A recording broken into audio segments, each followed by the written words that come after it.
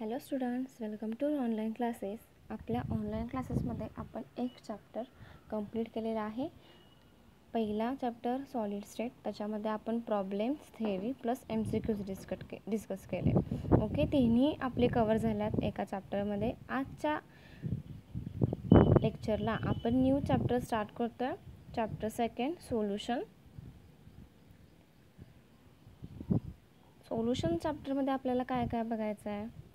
Solution म्हणजे काय, सोल्युशनचे किती टाईप आहेत, किंवा सोल्युशन कशाला म्हणायचं, capacity of solution, solubility, factors affecting solubility, Raoult's law, Henry law, ideal and non ideal solution, असं भरपूर काही आपल्याला शिकायचं आहे. वेपर प्रेशर, बॉइलिंग पॉईंट, हे सगळं जे काय सोल्युशनबद्दल आहे ते सगळं आपण सोल्युशन ह्या चॅप्टरवर डिस्कस करणार आहे. पहिल्यांदा आता मला सांगा, सोल्युशन म्हणजे काय.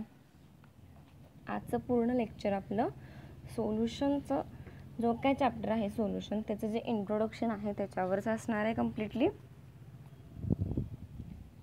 चला तर आज आपण स्टार्ट करूया आपल्या न्यू चॅप्टरला, सोल्युशन. आता सांगा, आपल्याला स्टेट्स ऑफ मॅटर किती आहेत आणि कोणकोणत्या आहेत हे तर माहिती आहे. आपण पहिल्या चॅप्टरला, जो सॉलिड स्टेट चॅप्टर आहे त्याच्या फर्स्ट लेक्चरला आपण बघितलेलं की बाबा स्टेट ऑफ मॅटर किती आहेत, तर कोणकोणत्या आहेत. 3 आहेत, सॉलिड, लिक्विड आणि गॅसेस. हे सगळं आपण पहिल्या चॅप्टरमध्ये बघितलं. ओके, आता आपल्याला सेकंड चॅप्टरमध्ये लिक्विड म्हणजे काय हे बघायचं. लिक्विड म्हणजेच सोल्युशन हे बघणार. ह्या सोल्युशनची जी एक्झाम्पल आहेत ती काय काय असणार आहेत, किंवा डेफिनेशन काय असणार.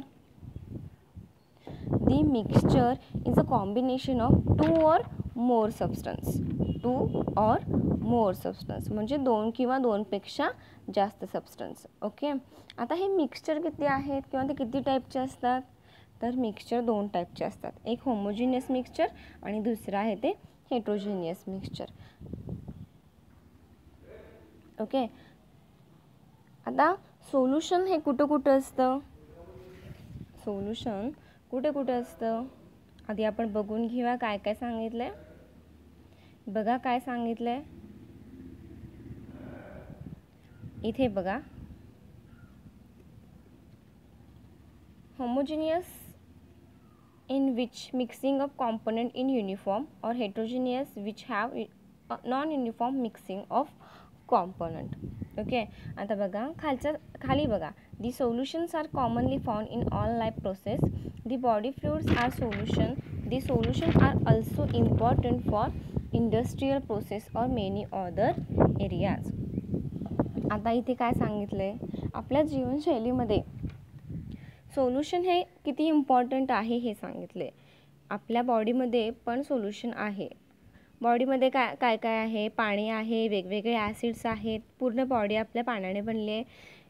प्रत्येक ठिकाणी एव्हरीवेअर आपल्या जीवनशैलीमध्ये पाण्याचा वापर किंवा पाणी हे मोस्ट इम्पॉर्टंट आहे आपल्यासाठी. ओके, आणि तसंच जे सोल्युशन्स आहे they are also important in industrial process. म्हणजे वेगवेगळ्या कंपनीमध्ये सोल्युशनशिवाय काहीही फाउंड करता येत नाही. म्हणजेच काय, solution is most important in our life. चला तर मग ह्या सोल्युशनची आणखी एक डेफिनेशन बघूया. The solution is a substance mixture of 2 or more pure substance. The solution is a homogeneous mixture of 2 or more pure substance. A true solution consists of a solvent and 1 or more solid. Okay, आता बघा हे solute आणि solvent काय आहे. आपण homogeneous आणि heterogeneous बघितलं. Homo म्हणजे एकसारखं, हेट्रो म्हणजे डिफरंट. आता सोल्यूट आणि सॉल्वंट म्हणजे काय. सॉल्वंट म्हणजे काय, solvent is a molecule that has ability to dissolve other molecule. Solvent म्हणजे असं की बाबा त्याची ॲबिलिटी अशी पाहिजे की त्याच्यात एक सॉलिड पदार्थ जो घातला की त्यांना पटकन त्यांना विरघळता आलं पाहिजे किंवा ते डिझॉल्व झालं पाहिजे. म्हणजे काय आपलं सॉल्वंट आहे. A solvent is a molecule that has ability to dissolve other molecule. आणि सॉलिड म्हणजे काय? The substance that dissolve in solvent to produce homogeneous mixture. म्हणजे सॉल्वंटमध्ये जो आपण सॉलिड पदार्थ घालणार आहे तो म्हणजे आपला आहे तो सॉलिड आहे. म्हणजे लिक्विडचे जे मॉलिक्युल्स आहेत ते सॉलिडला डिझॉल्व करणार. हे झाली सॉल्वंटची. आणि सॉलिड म्हणजे हे तो आपला सॉलिड. ठीक आहे. आता बघा, आता ह्याचं एक्झाम्पल बघूया आपण. म्हणजे सोल्युशनचं एक्झाम्पल किंवा सॉल्वंट आणि सॉलिडचे एक्झाम्पल बघूया. For example NaCl in water, sodium chloride in water. म्हणजे सोडियम क्लोराईड म्हणजे मीठ आणि वॉटर म्हणजे पाणी. पाणी जे आहे ते आपलं सॉल्वंट झालं आणि NaCl आहे ते आपलं सोल्यूट झालं. पाण्यामध्ये जर मी 1 चमचा सोल्यूट घातलं म्हणजे आपलं NaCl घातलं आणि त्याला जरा स्टर केलं तर ते लगेच डिझॉल्व होणार. म्हणजे सॉल्वंटची ॲबिलिटी काय आहे की NaClला ते लगेच डिझॉल्व केले. हा पार्ट इन डिटेल आपण नेक्स्ट लेक्चरला पण बघणार आहे. ठीक आहे. समजलं सॉलिड म्हणजे काय आणि सॉल्वंट म्हणजे काय? सॉल्वंट म्हणजे इथं आपलं पाणी झालं आणि सॉलिड म्हणजे आपलं NaCl जे की बाबा मीठ आहे. ओके. चला नेक्स्ट बघूया काय आहे. आता टाइप्स ऑफ सोल्युशन किती आहेत हे आपल्याला बघायचं आहे. ह्या सोल्युशनचे 9 टाईप आहेत. ते तर कोणते कोणते आहेत, कसे पडले हे आपल्याला बघायचं. चला. We generally think that a solution is either solid dissolve in a liquid or mixture of it two liquids. म्हणजे आपण जनरली असं म्हणू शकतो की बाबा एखादा सॉलिड पदार्थ पाण्यात टाकला की तो लगेच विरघळतो. त्याला आपण काय म्हणतोय? सोल्युशन म्हणतोय. किंवा एकापेक्षा आणखीन जास्त पदार्थ असणाऱ्या किंवा मिक्सचर असणाऱ्या लिक्विडला आपण सोल्युशन असं म्हणू शकतो. ठीक आहे. पण there are other types of solutions. The solid and the solvent may be in any 3 states नेमली सॉलिड, लिक्विड और गॅसेस. म्हणजे काय बघा, हे काय जे सोल्युशन आहे ते मे बी तिन्ही टाईपच्या स्टेटमध्ये डिझॉल्व होऊ शकतं. म्हणजे सॉलिड, लिक्विड, गॅसेस ह्या स्टेटमध्ये सोल्यूट आणि सॉल्वंट असू शकतं. म्हणजे काही स्टेट आहेत ते सोल्यूट असू शकतं आणि काही स्टेट आहेत ते सॉल्वंट पण असू शकतं. The solution thus may involve any combination of these 3 states of their component. म्हणजे ह्याचं जे मिक्सिंग आहे, कॉम्बिनेशन आहे ते एकत्र बनवून सोल्युशन बनतं असं सांगितलं. This gives rise to 9 type of solution. म्हणजे ह्या सोल्युशनचे 9 वेगवेगळे टाईप्स पडल्यात. कशावरून पडल्यात? Depending on the states of solute and solvent. आता हे सॉल्यूट अँड सॉल्वंट आहेत ते स्टेट्स ऑफ मॅटरवर डिपेंड आहेत. म्हणजे ते स्टेट्स ऑफ मॅटर म्हणजे सॉलिड, लिक्विड अँड गॅसेस ह्याच्यावरून सॉल्वंट आणि सॉलिड जे आहे ते डिपेंड आहे. ठीक आहे. दीज आर म्हणजे आता टेबल बघा. टाईप्स ऑफ सोल्युशन काय काय दिलं आहे, numbering, state of solute, state of solvent आणि सम एक्झाम्पल्स दिलेत. बघा 9 टाईप आहेत. 1 2 3 4 5 6 7 8 9. पहिलं जे आहे ते सॉलिड आहेत. पहिले 3, नंतरचे 3 लिक्विड आणि नंतरचे लास्टचे गॅसेसमध्ये. लक्षात ठेवताना सॉलिड, लिक्विड, गॅसेस. पहिला फर्स्ट सॉलिड लिहायचं आणि स्टेट ऑफ सॉल्वंटला solid, liquid, gas, solid, liquid, gas, solid, liquid, gas असंच लिहून घ्यायचं म्हणजे लक्षात राहील. पहिलं एक्झाम्पल बघूया आपण. सॉलिड, लिक्विड म्हणजे एक आहे तुमचा सॉलिड आहे तो सॉलिड आहे आणि लिक्विड आहे ते सॉल्वंट आहे. म्हणजे फॉर एक्झाम्पल आपण NaCl पण घेऊ शकतो. सी वॉटर बघा.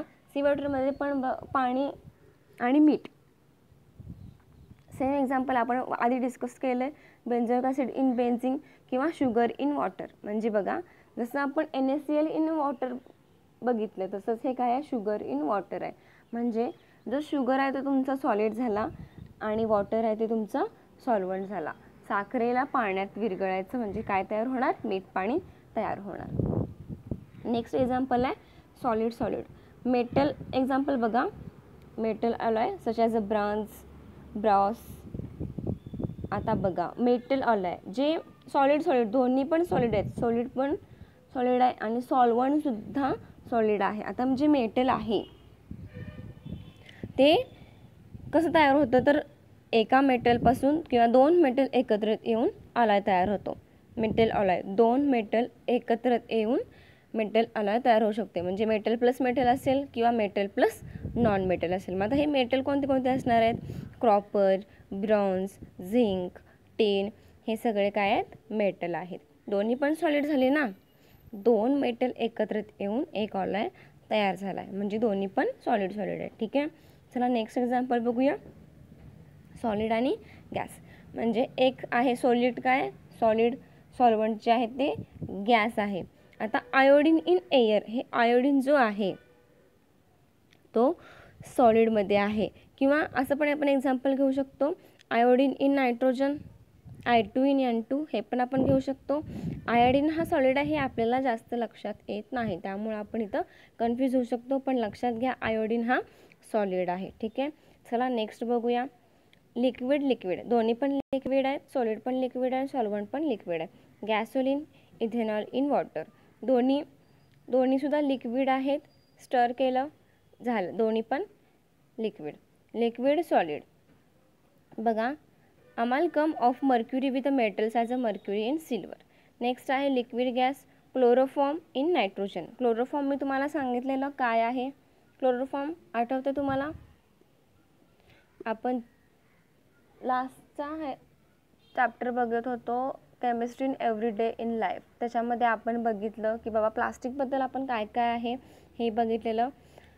आणि इंडस्ट्रियल एरियामध्ये कोणकोणते सोल्युशन वापरतात त्याच्यावरती आपल्याला काय म्हणजे केअर करायला पाहिजे, काय क्युरी घ्यायला पाहिजे हे आपण बघितलेलं. किंवा कसं प्रोटेक्ट करायला पाहिजे स्वतःला, किंवा त्याच्यापासून एन्व्हायरमेंटला काय धोका आहे का, हे सगळं आपण बघितलं. त्यात आपल्याला क्लोरोफॉर्म आलेला. क्लोरोफॉर्म किती हार्ड आहे हे तुम्हाला माहिती आहे.